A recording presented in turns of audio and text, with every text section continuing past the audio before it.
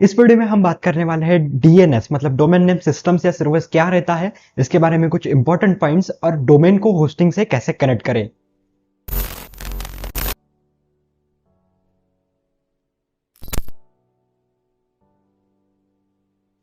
नमस्ते, मेरा नाम अभय कुलकर्णी है और इस चैनल के ऊपर हम domain hosting, websites and digital tools के बारे में हम बात करने वाले हैं। तो ये है हमारे learn WordPress with me series का पार्ट नंबर 3। इस पार्ट के अंदर हमने, जैसे मैंने स्टार्टिंग में बताया, डीएनएस मतलब डोमेन नेम सिस्टम्स या डोमेन नेम सर्वर्स के बारे में, इसकी इन्फॉर्मेशन एंड होस्टिंग को, जो हमने पिछले वीडियो में होस्टिंग की थी एंड पिछले वीडियो में हमने डोमेन परचेस किया था, उन दोनों को कनेक्ट कैसे करें और यहाँ से हम स्टार्ट कैसे करें वेबसाइट बिल्डिंग प्रोसेस की। तो यही हम डिटेल में बताएंगे। तो मैं सबसे पहले शॉर्ट में आपको बता दूं डीएनएस क्या रहता है। डीएनएस मतलब डोमेन नेम सिस्टम्स या डोमेन नेम सर्वर्स, ये दोनों एब्रिविएशन से डीएनएस के, जो ये सिस्टम या सर्वर बनाया है इसके। ये क्या रहता है कि फॉर एग्जांपल इंटरनेट सब काम करता है आईपी के ऊपर। अगर आप कोई भी इंटरनेट यूज करता होगा तो आपको सबसे बेसिकली पता होगा आईपी क्या रहता है। आईपी एक इंटरनेट प्रोटोकॉल रहता है, मतलब आप जिस नेटवर्क से कनेक्टेड है उस नेटवर्क से और आपके डिवाइस से बीच में जो कनेक्शन रहता है उसके लिए एक नंबर, यूनिक नंबर रजिस्टर्ड रहता है। वो नंबर मतलब आईपी रहता है। वो आपके आईएसपी मतलब इंटरनेट सर्विस प्रोवाइडर जो रहते हैं, जियो एयरटेल, उनकी तरफ से आपको दिया जाता है। तो इंटरनेट की भाषा सब आईपी में है। और जो हम ब्राउजर्स देखते हैं, मतलब ब्राउजर्स डायरेक्टली इंटरनेट को कनेक्ट करते हैं, या गूगल क्रोम हो गया, या ब्राउजर हो गया, या सर्च इंजिन रहे, सर्च इंजिन बात अलग है, या ब्राउजर्स रहते हैं वो बातें समझते हैं .com या .net इसके बारे में। तो इसलिए डोमेन बनाए गए और आईपी को वो कनेक्ट करने के लिए डोमेन बनाए गए। तो डोमेन आईपी से कनेक्ट कैसे हुए, उसके लिए ये सिस्टम बनी है डोमेन नेम सिस्टम्स। मतलब डोमेन को डायरेक्टली आईपी से कनेक्ट करना है एंड आईपी वो फर्दर कनेक्ट होगी आपके सर्वर से। मतलब वो आईपी रहती है आपके सर्वर का एक ये बोल सकते हैं आप एक इंपॉर्टेंट पॉइंट, जिससे आपका सर्वर नोन होता है। तो वो डोमेन से कवर होता है, क्योंकि डोमेन इजी टू यूज रहता है। कि अगर आप देखने जाने, अगर आप सर्च करते हैं google.com, तो आप गूगल के आईपी नहीं डालोगे, google.com डालोगे, तो .com फर्दर रिजॉल्व होगा उसके आईपी में एंड वो कनेक्ट होगा आपके होस्टिंग से। ये ज्यादा कॉम्प्लिकेटेड हो रहा है तो कुछ नहीं, बस मैं जो चीजें कह रहा हूँ नोट करके रखिए, देन मैं आपको बताता हूँ। मैं आपको बताता हूँ डीएनएस के मेन पॉइंट्स क्या है। तो डीएनएस के मेन रिकॉर्ड्स जो रहते हैं, मतलब डोमेन नेम सिस्टम के कुछ रिकॉर्ड्स रहते हैं। A records, C name records, MX record, text records and NS records. ये रिकॉर्ड्स के कुछ टाइप्स है। मैं आपको बता दूं, ए रिकॉर्ड बस आईपी को कनेक्ट करने में यूज होता है। एक्सप्लेन नहीं करूंगा डिटेल में, जस्ट शॉर्ट में ये ध्यान में रखिए, आईपी को कनेक्ट करने में ए रिकॉर्ड यूज होता है। सी नेम रिकॉर्ड आईपी को मास्क करने में यूज होता है, किसी और डोमेन को मास्क करने में या कनेक्ट करने में ही उसका यूज रहता है। कैनोनिकल रिकॉर्ड कहते हैं उसे। देन नेक्स्ट पॉइंट है वो एमएक्स रिकॉर्ड। एमएक्स रिकॉर्ड ये मेल एक्सचेंज सर्वर्स के लिए यूज होता है। ये फॉर एग्जाम्पल आपकी डोमेन की xyz.com आपका डोमेन है, तो उसके ऊपर आपका मेल होगा info@xyz.com। तो वो मेल कहां से आएगा, तो उससे कहते हैं मेल एक्सचेंज। मेल एक्सचेंज के लिए ये रिकॉर्ड यूज होता है। नेक्स्ट रिकॉर्ड है हमारा TXT record. TXT record basically verification के लिए रहता है कि ये डोमेन आपके ही नाम का है। अगर आपको गूगल में वेरीफाई करना है ये डोमेन मेरा है, तो गूगल आपको टेक्स्ट रिकॉर्ड देगा और वो बोलेगा आपके डोमेन के अंदर डालिए ये रिकॉर्ड, फिर हम वेरीफाई करेंगे। तो वो एक वेरिफिकेशन के लिए ज्यादातर यूज होता है। एंड नेक्स्ट वाला जो रिकॉर्ड है वो है name server record. Name server आपके डोमेन से होस्टिंग को कनेक्ट करता है। तो ये थे कुछ पॉइंट्स। मैं डिटेल में इन पॉइंट में फिर से डेप्थ में नहीं जाऊंगा। ये थे कुछ थेरोटिकल बातें। अब हम बात करेंगे डायरेक्टली प्रैक्टिकल मेरे कंप्यूटर स्क्रीन के ऊपर जाके। गाइस, तो अभी हम स्टार्ट करेंगे डोमेन को आपके वेब होस्टिंग से कैसे कनेक्ट करना है, इसकी प्रोसीजर। तो हमने पिछले 2 वीडियोस में आपको देखा होगा। अगर आप वीडियो यहाँ से देख रहे होंगे तो मैं आपको रिकमेंड करूंगा पिछले जाके 2 वीडियो हमारे सीरीज के कंप्लीट देखिए एंड देन यही वीडियो देखिए, तो कि आपको समझ में आ जाएगा। लेकिन अगर आपको थोड़ा बहुत जानते होगे डोमेन होस्टिंग का, तो यहाँ से आप कंटिन्यू कर सकते हैं। लेकिन मेरा रिकमेंडेशन है मेरे पिछले जाके दोनों वीडियो जाके देख के आइए। तो हमने डोमेन लिया था GoDaddy से। तो मैं GoDaddy के अंदर मेरा ये लॉगिन पैनल है, मेरा यूजर नेम पासवर्ड जो हमने क्रिएट किया था डोमेन के वक्त, तो ये मेरा यूजर नेम पासवर्ड डाल के मैं लॉगिन कर लेता हूँ। यहाँ पे लॉगिन करने के बाद यहाँ पे ऑप्शन दिखा रहा है माई प्रोडक्ट्स। तो जी हाँ, यही डोमेन है, हमने digitalchampions.in, ये डोमेन हमने GoDaddy से परचेस किया था। एंड उसी रिलेटेड परचेस हमने होस्टिंग की थी रीसेलर क्लब इंडिया से, उनकी यहाँ से होस्टिंग को परचेस किया था।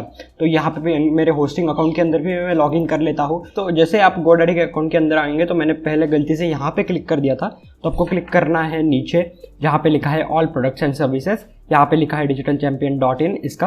एंड देन आपके होस्टिंग अकाउंट के अंदर भी आपने लॉगिन कर ही रहा होगा। यहाँ पे कुछ उन्होंने बताया वेब प्रो पैनल वगैरह की, इसकी कोई हमें ज़रूरत नहीं है। तो जैसे मैंने पहले बताया था कि डीएनएस सिस्टम क्या होता है, देन उसके बाद ए रिकॉर्ड्स क्या होता है, सी नेम रिकॉर्ड्स क्या होता है, ये चीज़ें मैं आपको बताता हूँ। तो जैसे आप देख सकते हैं, जैसे आप नेम सर्वर्स के ऊपर क्लिक करोगे होस्टिंग के अंदर आके, क्योंकि आपको डोमेन को होस्टिंग से कनेक्ट करना है, तो मैं बस हमें इन्होंने ये 2 नेम सर्वर्स दिए हैं, NS1 और NS2 वाला। इसे कॉपी करके हमें हमारे डोमेन के अंदर इन नेम सर्वर्स को कनेक्ट करना है और उससे हमारा पूरा डीएनएस रिकॉर्ड मैनेजमेंट हमारे होस्टिंग के पास चला जाएगा। मतलब आपके डोमेन होस्टिंग से कनेक्ट होगा एंड आपको इन फ्यूचर कोई भी चीज़ें आपके डोमेन के होस्टिंग के साथ कनेक्ट करनी होगी तो आप वहाँ से कर सकते हैं। या आपके पास ऑप्शन है ऐड डीएनएस रिकॉर्ड्स करके, कि ये इन्होंने तीन चार डीएनएस रिकॉर्ड्स दिए हैं। ये आप आपके डोमेन से ही जब आप मैनेज में जाओगे डीएनएस के मैनेजमेंट पे, तो आप डोमेन में जाके आपके डोमेन प्रोवाइडर का डीएनएस यूज करके आप रिकॉर्ड्स ऐड करके सिर्फ वेब होस्टिंग को आपके डोमेन के साथ कनेक्ट कर सकते हैं। ये थोड़ी कॉम्प्लिकेटेड चीज़ है, इसे समझने में थोड़ा टाइम लगेगा। मतलब अभी मेरे को तो समझ में आया क्योंकि मैं 3-4 साल से इस फील्ड के अंदर हूँ, लेकिन जो नए हैं बिगिनर्स हैं उनके लिए मैं ये चीज़ रिकमेंड नहीं करता हूँ। मैं बोलता हूँ कि सीधा डायरेक्ट स्टार्ट कर लीजिए डोमेन के अंदर नेम सर्वर्स ऐड करके।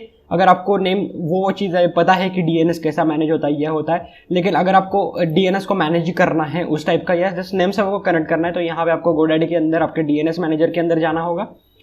ये डीएनएस मैनेजर आपका खुल गया है। यहाँ पे एयर रिकॉर्ड्स वगैरह, अगर आपको ये वाली मेथड यूज़ करनी है रिकॉर्ड्स ऐड करने वाली, वो यहाँ पे आप रिकॉर्ड्स ऐड कर सकते हो, लेकिन मैं रिकमेंडेड दूंगा कि नेम सर्वर ही चेंज करिए। नेम सर्वर को चेंज करना होगा तो यहाँ पे ये डिफॉल्ट गोडैडी के नेम सर्वर है, उसे हमें चेंज करना है। हमने जो होस्टिंग लिया है इसके नेम सर्वर के साथ, तो हमारा पहला नेम सर्वर है ये, तो मैं इसे कॉपी कर लेता हूँ एंड गोडैडी के डीएनएस मैनेजमेंट के अंदर आ चुका हूँ मैं यहाँ पे। तो यहाँ पे आया है enter my own name servers advanced, तो ये करेक्ट है। हम फर्स्ट नेम सर्वर की जगह पे फर्स्ट वाला नेम सर्वर डाल देते हैं एंड सेकंड जो नेम सर्वर है हमारा उसे कॉपी करके हम सेकंड नेम सर्वर के अंदर डाल देंगे एंड ऐड करने के बाद उसे सेव कर देंगे और ये सेव होता रहेगा। और यहाँ पे उन्होंने चीज़ लिखा है once added your domain will resolve into your hosting package in 24 to 72 hours. मतलब 24 से 72 आवर्स आपको लगते हैं एक बार आपको डोमेन नेम सर्वर चेंज करने के बाद, लेकिन ये ग्लोबल प्रोपेगेशन लिमिट है। लेकिन आई थिंक प्रैक्टिकली देखें तो 1 से 2 घंटे में ये चीज़ हो जाएगी, ताकि जैसे ही आप नेम सर्वर्स ऐड करो तो 1 से 2 घंटे जस्ट वेट कर लीजिएगा, आपके नेम सर्वर चेंज हो जाएंगे। तो जैसे ही अभी मैं गोडैडी के पैनल को एक बार यहाँ से रिफ्रेश कर देता हूँ, रिफ्रेश करने के बाद I think name server change हो गए होंगे। तो जी हाँ, यहाँ पे नेम सर्वर चेंज हो गया, लेकिन इसे प्रोपेगेट करने में थोड़ा टाइम यहाँ पे लग जाएगा। तो इसी वीडियो में आपको मैं सी पैनल के भी बता देता हूँ सी पैनल क्या रहता है। अगर आप होस्टिंजर से होस्टिंग लेते हैं तो नेम सर्वर आपको सेम इस तरीके से ही मिलेंगे, लेकिन अगर आप यहाँ पे रीसेलर क्लब या और किसी के होस्टिंग लेते हो, गोडैडी के भी लेते हो, गोडैडी के तो मैं बिल्कुल रिकमेंड करता ही नहीं हूँ आपको होस्टिंग लेने के लिए। तो जस्ट आपको क्लिक करना है गो टू सी पैनल। यहाँ पे जैसे आप go to cPanel click करोगे तो आप सी पैनल के अंदर ऑटोमेटिक चले जाओगे आपके वेब होस्टिंग के सी पैनल के अंदर। और एक चीज़ है, यहाँ पे अगर व्यू एडिट एडमिन डिटेल्स देखें तो अगर आपको खुद ब खुद पासवर्ड डाल के लॉगिन होना है अपने सी पैनल में, आपको सी पैनल का यहाँ पे पासवर्ड देखना है नहीं देखना है, यहाँ से ऐड करके आप इसी यूआरएल के ऊपर क्लिक करके भी जा सकते हो, अपने सी पैनल के अंदर लॉगिन हो सकते हो। ये मैंने पहले से मेरा यूजर नेम पासवर्ड डाल के रखा है। तो अब आपके पास 2 यूआरएल से, तो आप किसी अगर आप गो टू सी पैनल करें तो यहाँ से भी जाके आप सब कर सकते हो। तो अभी मैंने बताया था जब होस्टिंग करते हैं होस्टिंजर के अंदर एच पैनल है। एच पैनल कुछ ऐसा डिफरेंस नहीं है। सी पैनल एक ग्लोबल टेक्निक है जो सारे वेब होस्टिंग प्रोवाइडर्स यूज करते हैं, लेकिन होस्टिंजर उनका खुद का पैनल यूज करता है, उसे एच पैनल कहता है, बाकी कोई चीज़ नहीं है। और होस्टिंजर के अंदर आपको एक ही पैनल मिलेगा, इसके अंदर आपको 2 पैनल है। फर्स्ट आपको होस्टिंग का डैशबोर्ड है एंड ये जो सी पैनल है जहाँ से आपके वेब होस्टिंग की सारी चीज़ें कंट्रोल होती है। तो बस यहाँ तक मतलब ये वीडियो का पार्ट है। जो अगली वाली चीज़ें रहेंगे वो हम नेक्स्ट वीडियो में देखेंगे। बस इस वीडियो में इतना ही। आपका वीडियो देखने के लिए बहुत बहुत धन्यवाद। अगर आपको वीडियो अच्छा लगता है तो वीडियो को लाइक करिए और आपके फैमिली और फ्रेंड्स के साथ शेयर करिए। और अगर आपको इस वीडियो के बारे में कोई भी सवाल हो सुझाव हो तो नीचे कमेंट बॉक्स में पूछ सकते हैं, मैं उसका आंसर देने का जल्दी ही ट्राई करूंगा। और आपको इस तरीके का कंटेंट इन फ्यूचर देखना होगा तो चैनल को सब्सक्राइब करके बेल आइकन को दबा सकते हैं, ताकि जैसे मेरा नया वीडियो आए तो आपके उसको नोटिफिकेशन मिले सबसे पहले। ये वीडियो देखने के लिए आपका बहुत बहुत धन्यवाद। मैं हूं अभय, आपका दिन शुभ रहे।